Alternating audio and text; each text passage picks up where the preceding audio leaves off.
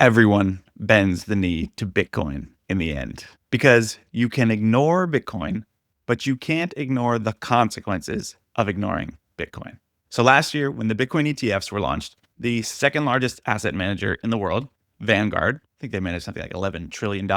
They chose not to launch their own Bitcoin ETF to compete with 9 other competitors like BlackRock. But Vanguard also went a step further than that when they refused to even list other Bitcoin ETFs on their platform, meaning Vanguard clients could not buy them at all. They said it's too volatile, it's too speculative, some paternalistic BS like that, which of course was not surprising at all. It was basically a PR stance, a virtue signal, if you will, because Vanguard is known for being stuffy and conservative, which is fine for many, many people. And they thought their stuffy and conservative investor base would appreciate if they were sticking to their values and being very stuffy and conservative about Bitcoin. Personally, I have nothing against Vanguard. Long-term, low-risk, low-expense ratio index fund investing is perfectly good for a lot of people, and they are probably the best in the business at that kind of thing. But they clearly made a large miscalculation because, as we know, you can't ban Bitcoin. You can only ban yourself from Bitcoin. And the problem with that is banning yourself from Bitcoin is a very, very stupid idea. And sooner or later, everyone who tries it comes to that realization eventually. So several years ago, the Vanguard CEO said they would never consider Bitcoin product. And then last year they said, we don't plan to, and we don't we're not going to change our minds around this. And to me, very ironically, some of the reasoning was it's too speculative and it doesn't belong in a long-term portfolio, which in my opinion is quite literally the opposite of reality. Bitcoin is only speculative and too volatile over the short term. And the only time period in which it's ever gone down is the short term. But over the long term, Bitcoin has only ever gone up. So no person who's ever consistently bought and held this highly volatile speculative asset has actually lost any money or purchasing power, more accurately, over the long term. So the Vanguard CEO said, we're not going to change our minds around this unless the asset class changes. Yep. Fast forward 1 year, and guess what? Big time shocker. Vanguard's bent the knee and they've changed their mind. They're now listing Bitcoin and other crypto ETFs on their trading platform. So did the asset class change or something about Bitcoin changed? Clearly not. But do you know what has changed? Vanguard's biggest competitor, which is BlackRock, they launched a Bitcoin ETF and it became the fastest growing ETF in history. And within less than 2 years, it became BlackRock's most profitable product. $13 trillion asset manager, the largest in the world, and Bitcoin ETF is their most profitable product. So Vanguard tried to take their moral stand against Bitcoin, and they ended up just cutting off their nose to spite their face, giving their biggest competitor a huge advantage. And of course, BlackRock stole Vanguard's lunch money and gave them a swirly in the cafeteria bathroom. And this Vanguard move was so bad, they didn't just pivot to reverse it to allow Bitcoin ETFs. They are now allowing customers to buy dog like Ethereum and XRP and Solana ETFs. But I thought they were in the business of protecting investors from highly volatile speculative assets with no intrinsic value, but clearly not anymore. Just 1 year later, and they're practically going full on Coinbase coin casino. So they are a perfect example of why everyone eventually bends the knee to Bitcoin. I'm going to explain why that's going to happen to everyone else in just a second. Real quick, you're watching the Stat Stacker Show, a Bitcoin show for people who think deeper about money. My name is John. I'm your host, aka the Stat Stacker. So if you're interested in learning how to stack smarter and grow your conviction in Bitcoin, hit the subscribe button and we'll get into the rest of the video. So what actually happened with this whole Vanguard thing? Well, it's simple game theory, really.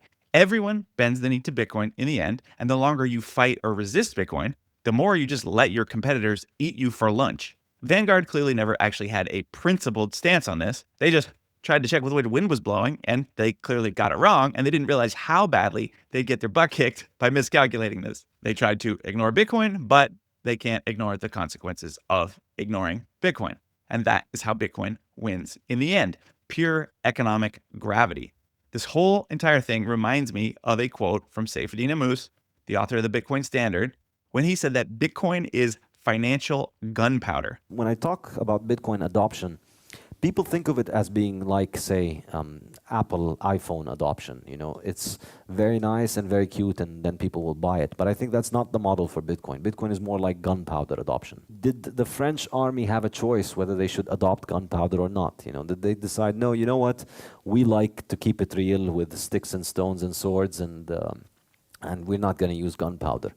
If, you know, any army that decided to do this, it didn't matter because then another army with gunpowder would come and take over France. So eventually, everywhere in the world ended up with gunpowder, either because people adopted it or because it was used against them. And I think Bitcoin is like that. Bitcoin is like financial gunpowder.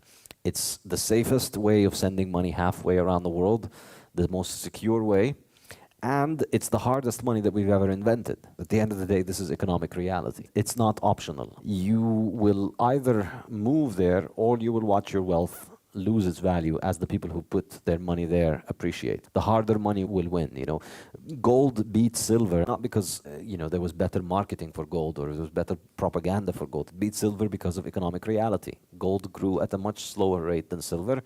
The value of silver declined. This is really the case with Bitcoin, I think, in the long run. The invention of gunpowder was a superior technology in warfare.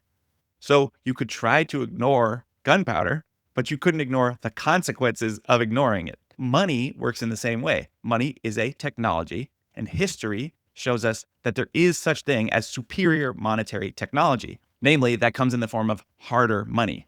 If one group of people or society stores their value in a harder money, and another group stores their value in a weaker money, the outcome is inevitable. The harder money outcompetes and eventually demonetizes the weaker money. Over time, the purchasing power of the weaker money erodes towards zero as the harder money absorbs its value. In simple terms, hard money sucks the value out of the weaker money over time. Look up the history of Native American wampum or the rhinestones on Yap Island, or even China and India remaining on the silver standard while the West adopted the gold standard in the late 1800s or early 1900s. The key to remember in all these situations is that holding the weaker money is actually economically devastating. Every time this happens in history, the story is the same. Those holding the weaker money see their purchasing power vanish, while those who adopt the harder money see their relative wealth explode. By the way, quick tangent, this actually is what I believe people who call Bitcoin a Ponzi scheme fundamentally misunderstand. They think it's some scheme where early adopters only profit by recruiting and dumping on new entrants. But that's not what's happening. The purchasing power gains of a harder money come from weaker monies losing their purchasing power and the value migrating from one to the other. It's the same thing as gold and foreign currencies demonetizing the German mark during hyperinflation in Weimar Germany in the 1920s. But of course, nobody said gold is a Ponzi scheme because the mark is hyperinflating. That would make no sense. It's not a Ponzi or a pyramid scheme, it's a monetary transition. And the next evolution in the technology of money is Bitcoin. Again, hard for people to see because we haven't had a real innovation in the technology of money in most of our lifetimes. But Bitcoin is a superior monetary technology. It's monetary gunpowder. So if you're holding a weaker money or a weaker store of value, like dollars or bonds or even real estate, which is all inflated by fiat and debt, over time, the value, and more specifically, the monetary premium of those monies or those assets leaks out and gets absorbed into Bitcoin. And I'd argue this analogy extends to anyone else who attempts to ignore Bitcoin. If you're a financial firm that refuses to offer Bitcoin products, your competitors who do will eat your lunch. If you're a financial advisor who won't talk about Bitcoin to your clients, well, your clients will ultimately leave you for an advisor who will because they're outperforming you. And eventually, if you're a corporation without Bitcoin on your balance sheet, or you're a merchant who doesn't accept Bitcoin payments, or a government without Bitcoin as part of your reserves, or even worse, a country that tries to ban Bitcoin, ignoring Bitcoin can't protect you. It just guarantees you get left behind. Call it monetary Darwinism. Every system or institution that tries to ignore Bitcoin ends up bending the knee, or they will choose catastrophic failure instead. And Vanguard is just the latest example. BlackRock didn't embrace Bitcoin because they love Austrian economics. They did it because of incentives and profit motives. They did it to make money. Vanguard didn't reverse course because they suddenly believe in the principles of sound money. They did it because not offering Bitcoin was costing them money. That's how Bitcoin wins, one capitulation at a time. You can try to ignore Bitcoin, but you can't ignore what happens to you when everyone else doesn't. So don't be surprised when you see the next institution or country bend the knee to Bitcoin. Those who are paying attention know that the opportunity cost of ignoring Bitcoin is paid in purchasing power. So remember, it's just about incentives, and incentives, as we know, are undefeated. If you want to keep learning to stack smarter and grow your conviction in Bitcoin, you hit the subscribe button. You watch one of my other videos right here. And as always, you never forget, quit slacking and start stacking.